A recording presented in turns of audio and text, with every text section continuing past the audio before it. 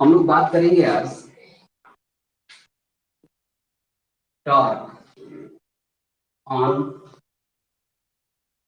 Electrical dipole in uniform electric field.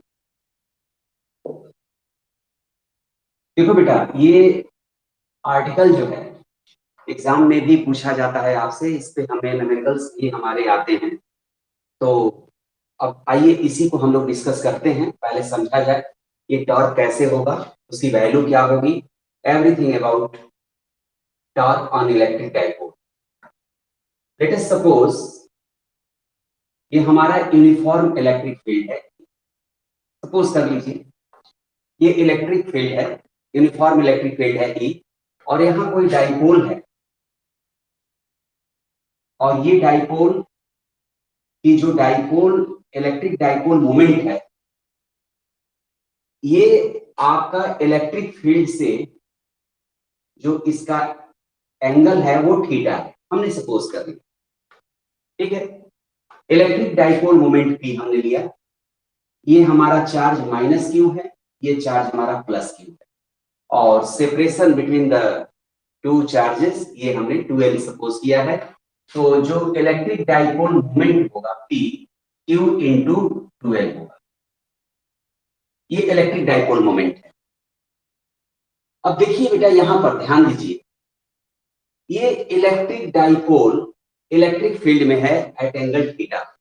ठीक है, इस पॉजिटिव चार्ज पर एक फोर्स अप्लाई होगा इन the direction of electric field. Positive charge पे जो फोर्स होगा वो इन डायरेक्शन ऑफ इलेक्ट्रिक फील्ड होगा, और इसको हमने F कहा, और ये F क्या होगा, Q इंटू E। ध्यान देंगे, इसका मैग्नीट्यूड Q इंटू E होगा। तो पॉजिटिव चार्ज पर फोर्स इलेक्ट्रिक फील्ड के डायरेक्शन में होगा, और नेगेटिव चार्ज पर जो फोर्स होगा वो इलेक्ट्रिक फील्ड के अपोजिट डायरेक्शन में होगा।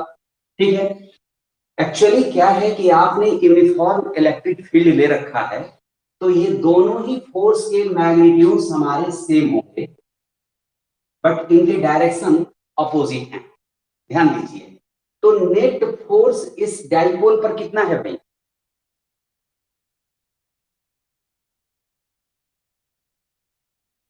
नेट फोर्स इस डाइपोल पर कितना है? हाँ, 0 है। ठीक है ना, बोला करो बेटा, थोड़ा बोलोगे तो अच्छा लगेगा। तो नेट जो फोर्स है इस डाइपोल पर 0 है। अब एक बात बताइए, आप इस कॉन्फ़िगरेशन को देखिए, जरा चेक करिए और बताइए कि यहाँ क्या ट्रांसलेटरी इक्विलिब्रियम मेंटेन है?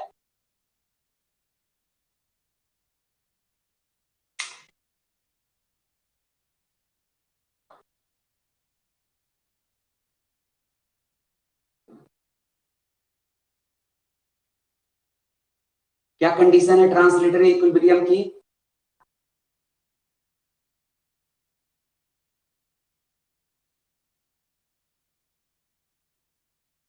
ट्रांसलेटरी इक्विलिब्रियम में कोई बॉडी कब होगा, कोई सिस्टम कब होगा? जब उसका रोटेशन करेंगे, क्लॉकवाइज रोटेट करेंगे और वो सेम पोजीशन पे वापस आ जाए। बेटा, मैंने पूछा क्या है? मैंने इक्विलिब्रियम नहीं पूछा, मैंने स्टेशनरी क्या कहते हैं वो टेम्पोररी और परमानेंट इक्विलिब्रियम की बात मैं नहीं कर रहा हूं, मैं ट्रांसलेटरी इक्विलिब्रियम की बात कर रहा हूं। इक्विलिब्रियम बेटा ट्रांसलेटरी और रोटेटरी दोनों इक्विलिब्रियम अगर होता है तब बॉडी इक्विलिब्रियम में होती है। ठीक है, तो ट्रांसलेटरी इक्विलिब्रियम की कंडीशन ये है कि हमारे सिस्टम पर नेट फोर्स 0 हो। नेट फोर्स 0 होगा तो वो बॉडी हमारी, वो सिस्टम हमारी जो है वो ट्रांसलेटरी इक्विलिब्रियम में होगी। इट मींस उसमें मूवमेंट नहीं होगा, मूवमेंट नहीं होगा। ठीक है, और रोटेटरी इक्विलिब्रियम का मतलब ये होता है कि बॉडी रोटेट ना कर रही हो। तो यहाँ पर रोटेटरी इक्विलिब्रियम के लिए आपके लिए जो कंडीशन है वो ये है कि नेट टॉर्क 0 होना चाहिए। ठीक है, तो अब यहाँ पर आप देखो बेटा, थोड़ा सा आप लोगों का जो है कॉन्सेप्ट है वो डिस्टर्ब है। डिस्टर्ब बेटा है तो उसको थोड़ा सा सही करते चलिए। जो टॉपिक आ रहा है उससे रिलेटेड अगर कोई टर्म्स हैं वो चीज अगर आपके पास अगर कंफ्यूजन है तो भाई उसको क्लियर करो, अगर प्रॉब्लम है तो हमसे डिस्कस करो, क्लास में डिस्कस करो, अभी बात आई है अभी डिस्कस करो। ट्रांसलेटरी इक्विलिब्रियम, रोटेटरी इक्विलिब्रियम, ये क्या होता है, कैसे चेक करते हैं। तो यहाँ पर बॉडी पर नेट फोर्स आपने बताया कि 0 है, तो नेट फोर्स 0 है तो डेफिनेटली बॉडी ट्रांसलेटरी इक्विलिब्रियम में है। ये body inside the electric field बेटा मूव नहीं करेगी, ठीक है, इसमें किसी तरह का कोई ट्रांसलेटरी मोशन नहीं होगा, क्योंकि आपने देखा बेटा कि नेट फोर्स बॉडी पर हमारा इस सिस्टम पर 0 है। लेकिन रोटेटरी इक्विलिब्रियम की अगर बात करते हैं तो हम नेट टॉर्क भी तो चेक करेंगे ना कि टॉर्क 0 है कि नहीं, ठीक है। तो टॉर्क 0 है कि नहीं उसको चेक करना है। तो जरा ये देखो, ये दोनों फोर्स जो है equal in magnitude, opposite in direction तो हैं, लेकिन दोनों फोर्स के लाइन ऑफ एक्शन सेम नहीं है। आई मीन इन दोनों फोर्स के बीच एक सेपरेशन है, ये सेपरेशन है, ठीक है ना, दोनों के लाइन ऑफ एक्शन में एक सेपरेशन है। तो दो फोर्स नहीं है और दोनों के लाइन ऑफ एक्शन में अगर सेपरेशन है तो डेफिनेटली एक रोटेटरी इफेक्ट जनरेट होगा, एक रोटेटरी इफेक्ट यहां पर आएगा। इट मींस यहां पर टॉर्क 0 नहीं है, टॉर्क 0 नहीं है। एक्चुअली हम अब उसी टॉर्क को अब हम कैलकुलेट करने जा रहे हैं कि वो टॉर्क एक्चुअल में है कितना। तो अब जरा देखिए यहां पर ध्यान दीजिए, ये फोर्स की लाइन ऑफ एक्शन और ये फोर्स, दोनों फोर्स हैं, ये पॉइंट ए है, ये पॉइंट बी है, ठीक है। दोनों में जो है परपेंडिकुलर डिस्टेंस, यहां हमने बी से ये आपका जो है इस फोर्स पर हमने जो है परपेंडिकुलर ड्रॉ किया है, इसका हमने नाम दे दिया सी। तो ये जो बीसी है, ये बीसी दोनों फोर्स के लाइन ऑफ एक्शन का के बीच परपेंडिकुलर डिस्टेंस है। तो टॉर्क होता क्या है बेटा, टॉर्क होता है ये किसी एक फोर्स का मैग्नीट्यूड और दोनों फोर्स के बीच जो परपेंडिकुलर सेपरेशन है ऊपर उन दोनों का प्रोडक्ट, तो यही टॉर्क होगा। तो यहाँ पर टॉर्क तो 0 नहीं है भाई, कहने का मतलब यह है कि रोटेटरी इक्विलिब्रियम में नहीं है, थोड़ा सा इसको भी समझते चलिए। अब इसी टॉर्क को हमें कैलकुलेट करना है, तो ये टॉर्क होगा क्या, ये टॉर्क होगा क्या, टॉर्क को टाउ से रिप्रेजेंट करते हैं बेटा, ठीक है। तो ये magnitude of the either force that is F into perpendicular distance between the line of action of the two forces। तो यहाँ पर ये दोनों फोर्स के लाइन ऑफ एक्शन के बीच जो परपेंडिकुलर डिस्टेंस है वो हमारी BC है। तो ये फोर्स F into BC ये हमारा टॉर्क होगा, इस डाइपोल पर हमारा जो टॉर्क होगा वो F into BC होगा। अब जरा देखो ये F है क्या, तो F है Q into E, ये F है, ठीक है। मैग्नीट्यूड केवल कंसीडर कर रहे हैं, अभी डायरेक्शन की बात नहीं कर रहे हैं बेटा, अभी डायरेक्शन की बात नहीं कर रहे हैं, केवल मैग्नीट्यूड हम यहाँ पर कैलकुलेट कर रहे हैं। और बीसी जरा देखो ये बीसी है क्या, ठीक है। तो एक काम करते हैं, हम पहले बीसी को कैलकुलेट कर लें, ठीक है ना। तो बाई ट्रायंगल ABC, जरा ये देखो ये एंगल थीटा है, ये एंगल भी थीटा ही होगा, ठीक है। तो यहां पर देखिए BC by AB is equal to है साइन थीटा। AB इसलिए कि ये नॉन टर्म है, AB जो हमारा जो है ये लेंथ ऑफ द डाइपोल, ये हमारा नॉन टर्म है। तो BC बाई AC ये हमारा होगा साइन थीटा, तो BC इज इक्वल टू होगा AB साइन थीटा, ये होगा AB साइन थीटा, ठीक है। और AB की वैल्यू क्या है, ये है 2L, तो ये हो गया 2L साइन थीटा, ये BC हो गया। तो देयरफॉर टॉर्क की जो वैल्यू होगी वो टॉर्क होगा Q into E into 2L sine theta, ये टॉर्क हमारा होगा। ध्यान से देखिए, अब आइए इसको थोड़ा सा हम लोग रीअरेंज करते हैं। तो Q इंटू 2L को हमने एक साथ ले लिया इंटू E साइन थीटा। अब Q इंटू 2L क्या है भाई, Q इंटू 2L क्या है, P, गुड।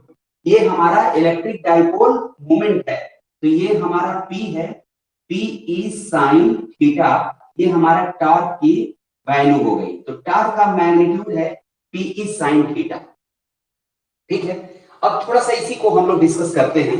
देखिए अगर थीटा की वैल्यू अगर 0 हो गई, थीटा की वैल्यू 0 हो गई, तो इस केस में हमारा टॉर्क जो होगा, ये टॉर्क भी हमारा क्या होगा, 0 होगा।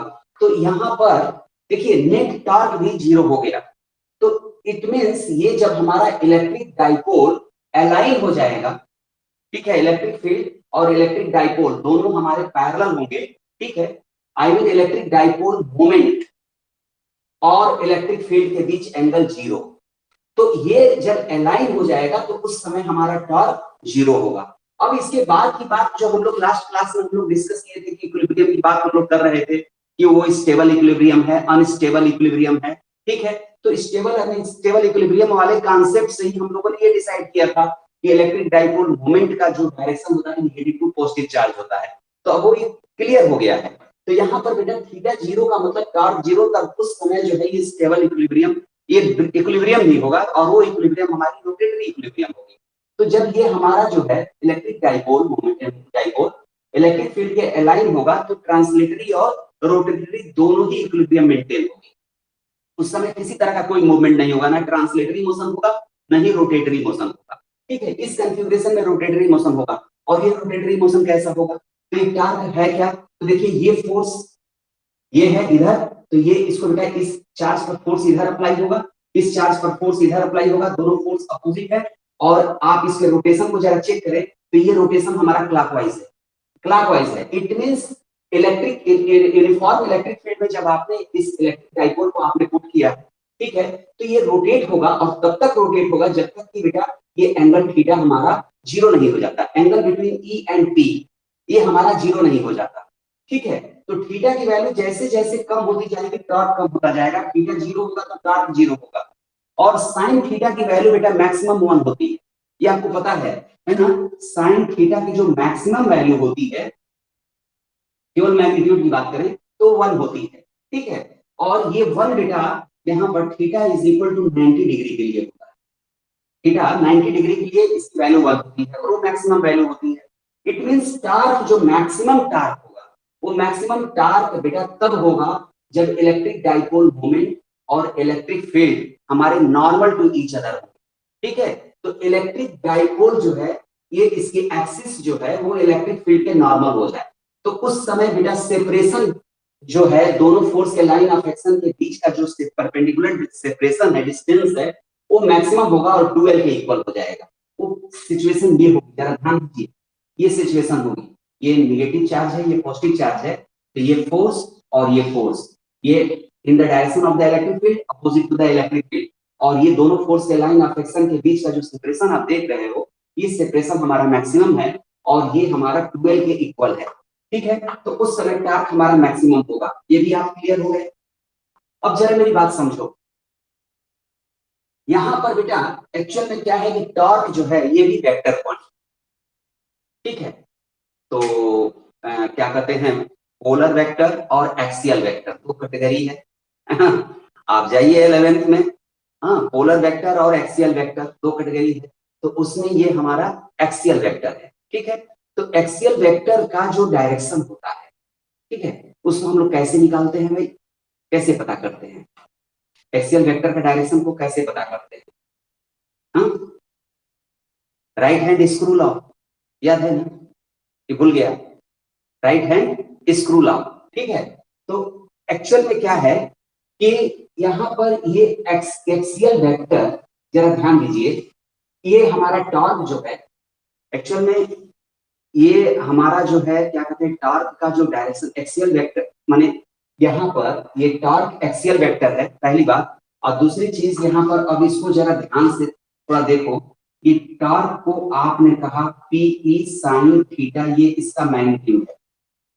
पी भी वेक्टर क्वांटिटी है, ई भी वेक्टर क्वांटिटी है, और पीई साइन थीटा, जब ध्यान देंगे, पीई साइन थीटा पी और ई का क्रॉस प्रोडक्ट है, उसका मैग्नीट्यूड है। पीई के क्रॉस प्रोडक्ट का मैग्नीट्यूड है पीई साइन थीटा। तो या तो पी क्रॉस ई होगा या ई क्रॉस पी होगा, क्योंकि दोनों ही केस में मैग्नीट्यूड पीई साइन थीटा ही होगा। लेकिन अब हमको यहाँ पर ये डिसाइड करना है कि वेक्टर फॉर्म में अगर हमको टॉर्क को लिखना है तो हम क्या लिखें, पी क्रॉस ई लिखें या ई क्रॉस पी लिखें, ये हमको डिसाइड करना है। तो अब जरा मेरी बात समझो बेटा, इसका टॉर्क का जरा डायरेक्शन देखा जाए। ये टॉर्क का डायरेक्शन क्या है? तो ये क्लॉकवाइज रोटेशन है। ध्यान दीजिए, ये जो फोर्स है आप देख रहे हो, under the effect of this two forces, ये हमारा जो डाइपोल का जो रोटेशन है वो क्लॉकवाइज रोटेशन है। तो क्लॉकवाइज रोटेशन है, तो क्लॉकवाइज रोटेशन के केस में ये जरा देखिए आप, ये हमारा जो थंब है, ठीक है, थंब जो है इनवर्ड है, ध्यान दीजिए, क्लॉकवाइज रोटेशन है, थंब हमारा इनवर्ड है। इट मींस टार्क जो है perpendicular to the board inward होगा, perpendicular to the board inward होगा। तो अब ये देखना है कि ये P क्रॉस E इनवर्ड है या E क्रॉस P इनवर्ड है। बेटा मेरी बातें आप लोग समझ रहे हो कि नहीं?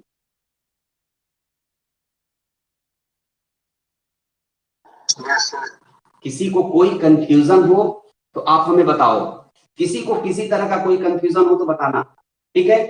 एक्चुअल में हम यहाँ ये डिस्कस क्यों कर रहे हैं, इसलिए कि आपको रट्टा ना लगाना पड़े, रट्टा ना लगाना पड़े कि torque equal to P cross E होता है या ई क्रॉस पी होता है, रट्टा नहीं लगाना है। आप समझ सकें, अगर कंफ्यूजन भी हो जाए कि पी क्रॉस ई होता है कि ई क्रॉस पी होता है, तो आप डिटेक्ट कर सको, इसके लिए कॉन्सेप्ट होना जरूरी है। तो आप देखिए, सबसे पहली चीज की ये तो क्लियर है कि ये पी और ई का क्रॉस प्रोडक्ट है, पी की sine theta, A cross B A B sine theta होता है, उसका मैग्नीट्यूड है। अब इसके वेक्टर फॉर्म में इसको लिखना है, तो हमको हमारे पास दो ही ऑप्शन है, या तो ये P क्रॉस E होगा या E क्रॉस P होगा। अब यही हमें चेक करना है कि P क्रॉस E है कि E क्रॉस E है। तो इसके लिए हम आ रहे हैं डायग्राम में। अब इस डायग्राम में देखिए जरा, एक्चुअल में टॉर्क जो है हमारा इनवर्ड है, क्लॉकवाइज रोटेशन है ना, तो क्लॉकवाइज रोटेशन है तो टॉर्क हमारा इनवर्ड है। अब P का डायरेक्शन ये है, ये P वेक्टर है, ध्यान दो, ये P वेक्टर है और ये E वेक्टर है, ये एंगल जो है ये हमारा थीटा है। अब इसी का क्रॉस प्रोडक्ट देखना है, तो E क्रॉस P और P क्रॉस E, तो बेटा P to E, P cross E, P cross E ये हमारा इनवर्ड डायरेक्शन है, और E क्रॉस P ये हमारा आउटवर्ड डायरेक्शन है। दो वेक्टर का बेटा वेक्टर प्रोडक्ट, ठीक है, क्रॉस प्रोडक्ट जिसको कहते हैं, उसको उसी कॉन्सेप्ट से हम कर रहे हैं। तो E क्रॉस P बेटा आउटवर्ड होगा और P क्रॉस E हमारा इनवर्ड होगा। तो एक्चुअल में ये हमारा, इसको वेक्टर फॉर्म में अगर हमें लिखना है, तो वेक्टर फॉर्म में जो है, इन वेक्टर फॉर्म ये हमारा टाउ जो होगा, ये हमारा होगा P क्रॉस E, ध्यान दें, ये P क्रॉस E होगा वेक्टर फॉर्म में अगर हमें समझना है तो। अब गलती से तुमने अगर E क्रॉस P कर दिया तो फर्क मैग्नीट्यूड पे नहीं आएगा, ये भी आपको पता है, ए क्रॉस बी और बी क्रॉस ए दोनों के मैग्नीट्यूड सेम होते हैं, बस डायरेक्शन जस्ट अपोजिट हो जाता है, तो यहाँ पर डायरेक्शन अपोजिट हो जाएगा। तो इसलिए साइन का प्रॉब्लम हो सकता है, साइन का प्रॉब्लम हो सकता है, अगर दोनों वेक्टर फॉर्म में हैं और टॉर्क हमें कैलकुलेट करना है, तो पी क्रॉस ई की जगह पे अगर आपने ई क्रॉस पी कर दिया, ठीक है, तो मैग्नीट्यूड तो अनअफेक्टेड होगा, लेकिन डायरेक्शन हमारा बेटा जस्ट अपोजिट हो जाएगा। इसलिए इसका कॉन्सेप्ट एकदम क्लियर रखिए, पहली बात दो चीजें एकदम क्लियर रखिए, torque P E sign theta होता है, कैसे कैलकुलेट किया, कोई बहुत टफ मैथमेटिक्स नहीं था, बहुत ही सिंपल मैथमेटिक्स था जो आप समझ रहे हो। तो ये formula P E sine theta, ध्यान रहे, P E sine theta torque होता है, और वेक्टर फॉर्म में पी क्रॉस ई होता है। तो पी क्रॉस ई कैसे आया, कैसे हमने पी क्रॉस ई ही लिखा, ई क्रॉस पी मैंने नहीं लिखा, इसमें अगर कोई डाउट है, कोई कंफ्यूजन है, तो आप हमसे बात करो, नहीं तो हम आगे बढ़ेंगे।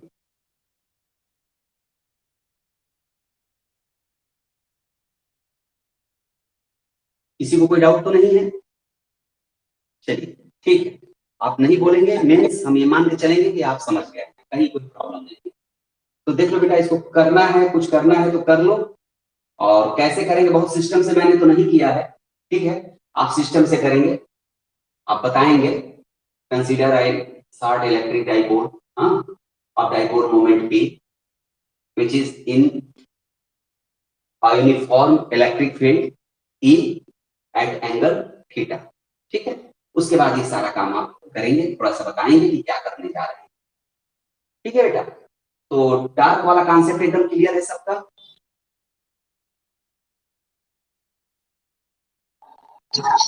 चलिए आगे बढ़ते हैं।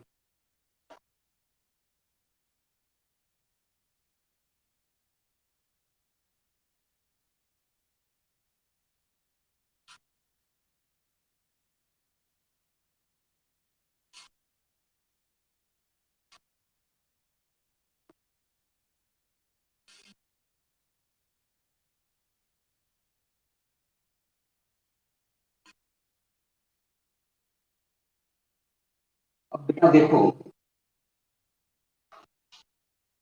एक और इंपॉर्टेंट आर्टिकल की तरफ हम आ रहे हैं। Work done to rotate an electric dipole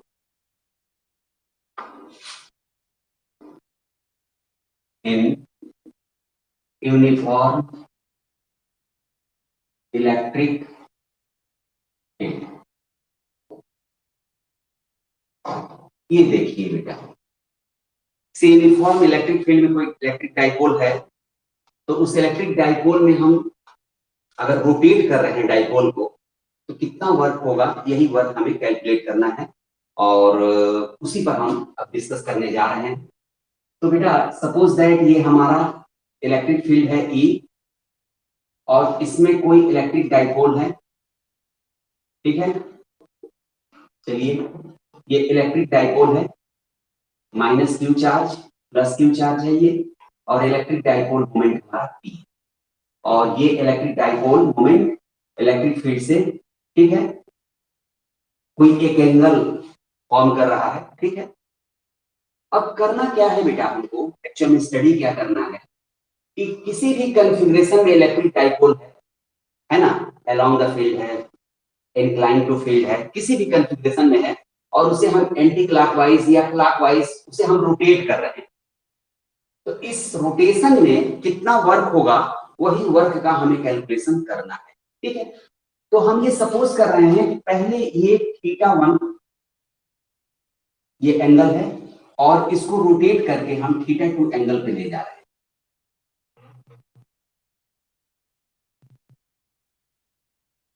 ये हम जो है θ2 एंगल पे ले जा रहे हैं इसको। तो θ1 से θ2, ये θ1 पे था, और θ1 से θ2 एंगल पर हम इसको अगर ले जा रहे हैं, तो उस समय कितना वर्क हमको करना पड़ेगा, सिस्टम करेगा या सिस्टम पर होगा, ठीक है, बाय द सिस्टम है या अगेंस्ट द सिस्टम है, ये दोनों बातें हम लोग समझेंगे। तो अब जरा मेरी बात समझो बेटा, यहां पर ड्यूरिंग द रोटेशन, ठीक है, एट एनी इंस्टेंट आप सपोज कर लीजिए कि इंक्लाइनेशन जो है वो हमारा थीटा है। Let us suppose consider N electric dipole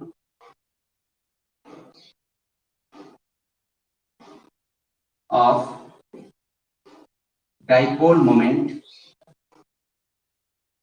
P, और ये P क्या है, Q इंटू, ठीक है। During the rotation at any instant, let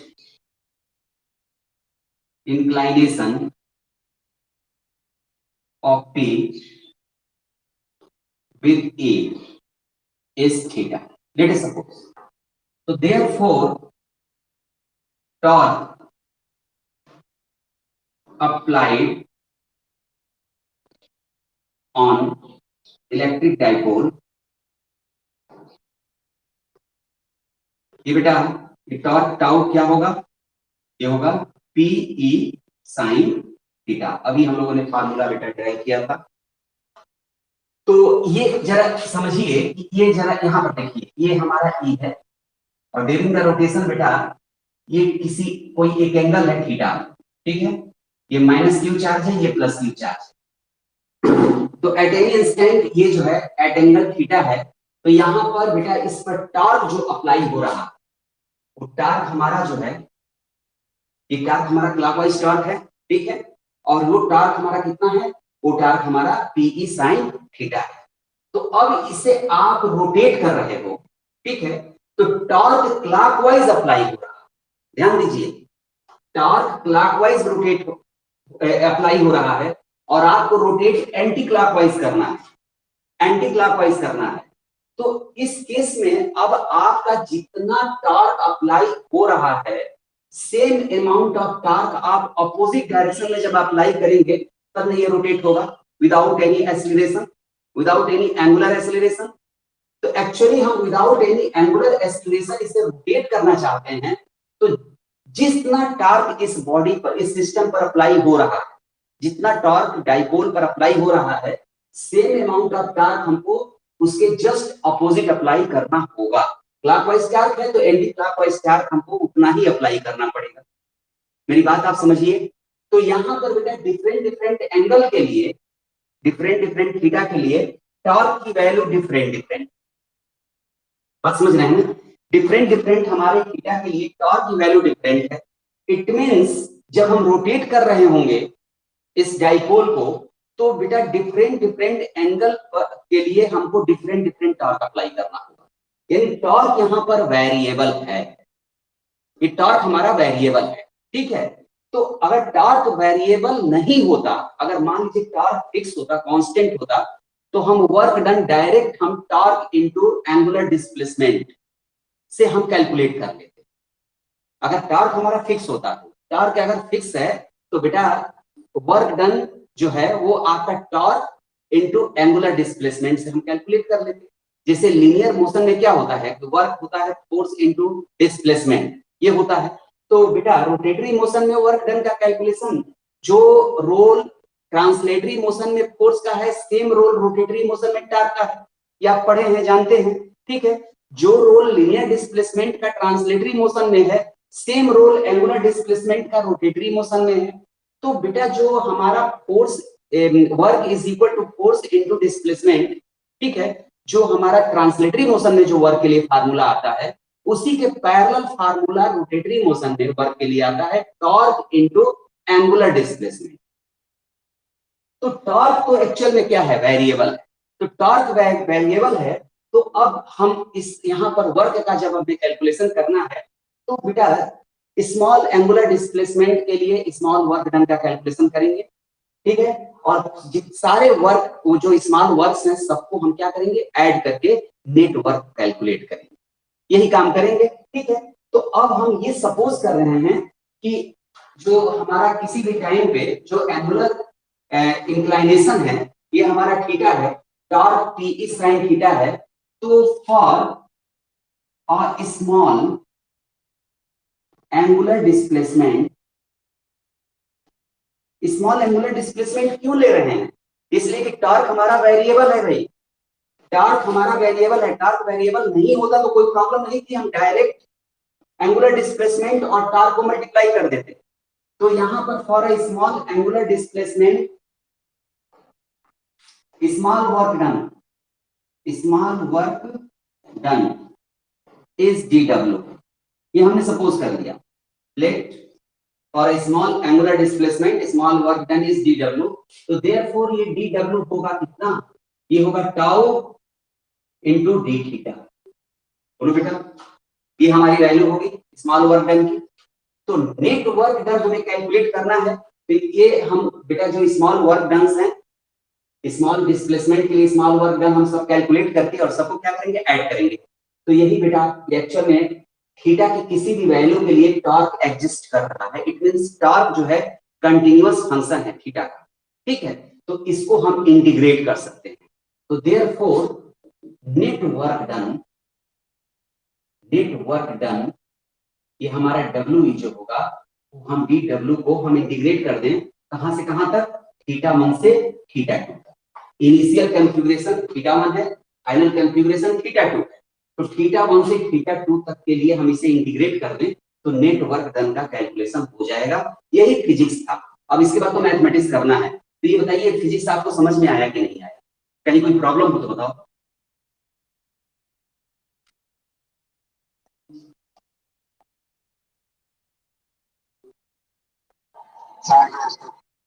चलिए, आदित्य सही है ना?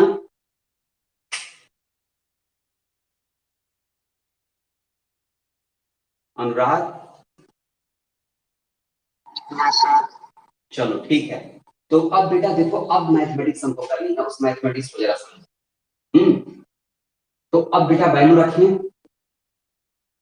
अब हमें इंटीग्रेट करना है। तो डी डब्ल्यू क्या है, d W tau into d theta. अब टाउ की वैल्यू मैं पुट कर रहा हूं, यह है TE sine theta d theta, ठीक है।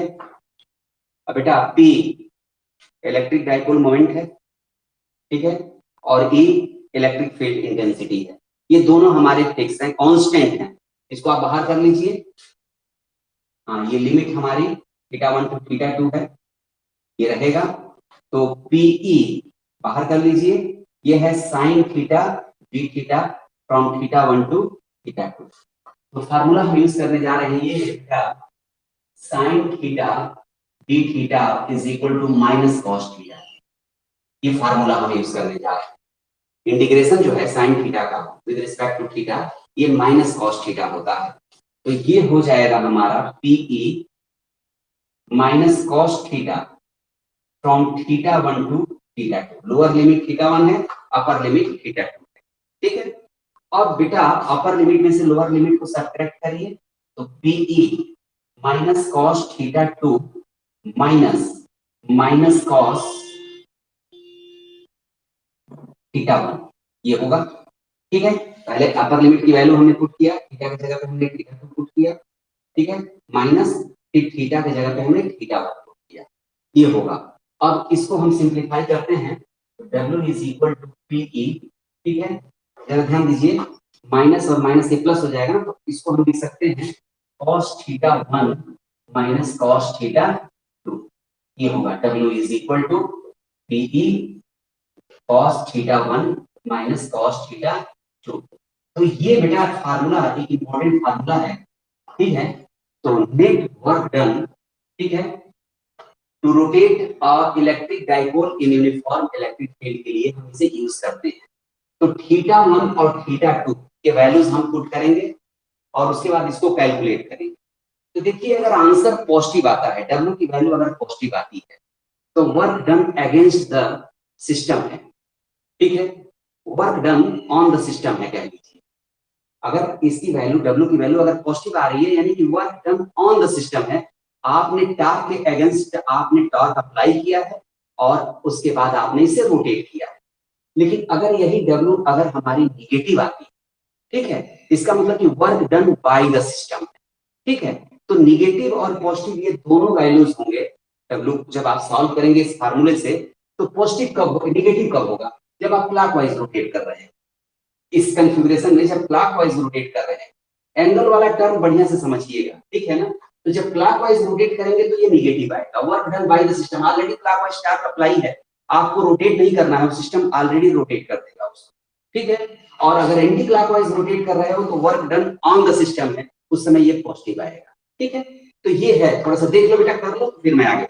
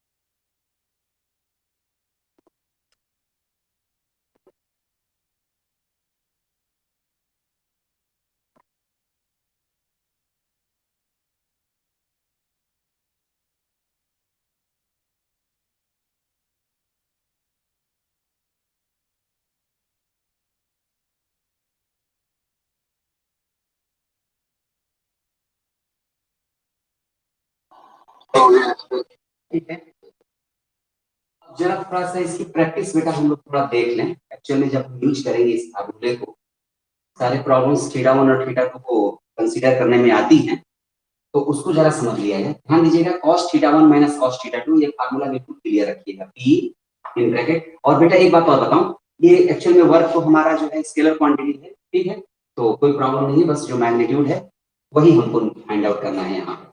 अब जरा देखो,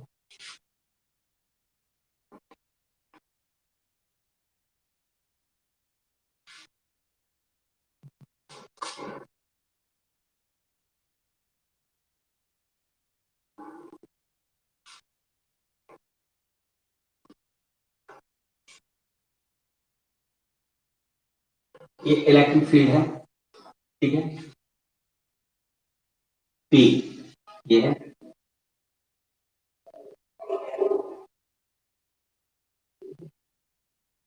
ये फर्स्ट कॉन्फ़िगरेशन है और 30 डिग्री है, ठीक है। और ये बेटा फाइनल कॉन्फ़िगरेशन है, और ये एंगल जरा ध्यान दीजिएगा, ये एंगल हमारा 45 डिग्री, चलिए ठीक है। बस रैंडम मैंने ले लिया एक एग्जाम्पल।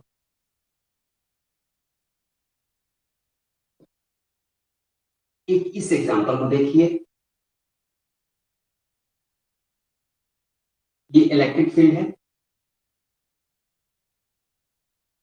ये इलेक्ट्रिक डाइपोल मोमेंट का डायरेक्शन पी है, सब में पी और ई ही ले रहे हैं, ठीक है ना।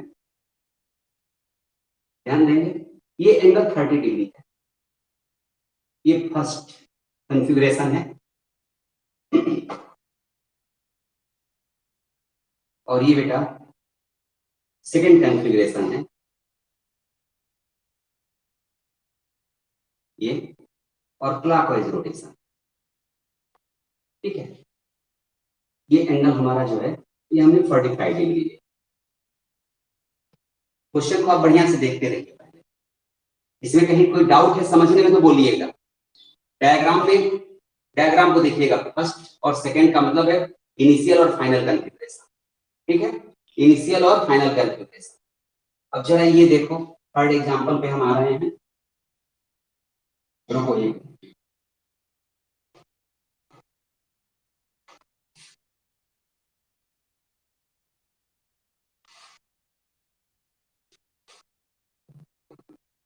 इलेक्ट्रिक फील्ड,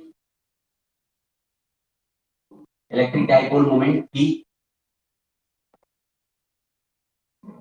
ये एंगल है 30 डिग्री, और ये 30 डिग्री 30 डिग्री, तो 30 डिग्री ही ले रहे हैं, चलो ठीक है। हाँ, और ये इनिशियल कॉन्फ़िगरेशन है, और ये फाइनल कॉन्फ़िगरेशन है, और ये है 45 डिग्री, ठीक है। ध्यान से देखिएगा। अब आपको बेटा एक्चुअल में पीई के टर्म में ही ध्यान देंगे, पीई के टर्म में, ठीक है, आपको वर्क का कैलकुलेशन करना है, फर्स्ट सेकंड और थर्ड तीनों केस के लिए पीई के ही टर्म में करना है, ठीक है। और आप जो है एक काम करना, इन तीनों को आप सॉल्व कर लेना, और सॉल्व करने के बाद हम जब कल क्लास में मिलेंगे, ठीक है, तो इसका आंसर हमें बताना, ठीक है।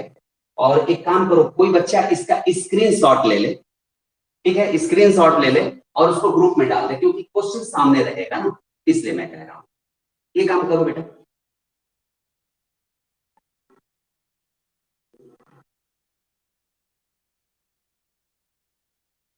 हो गया, किसी ने किया ऐसा?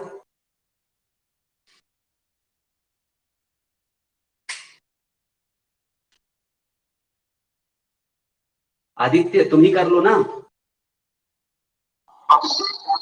हाँ, आवाज नहीं आ रही है? हाँ ठीक है, स्क्रीनशॉट को ग्रुप में डाल देना, इसलिए क्वेश्चन तुम्हारे सामने रहेगा, ठीक है।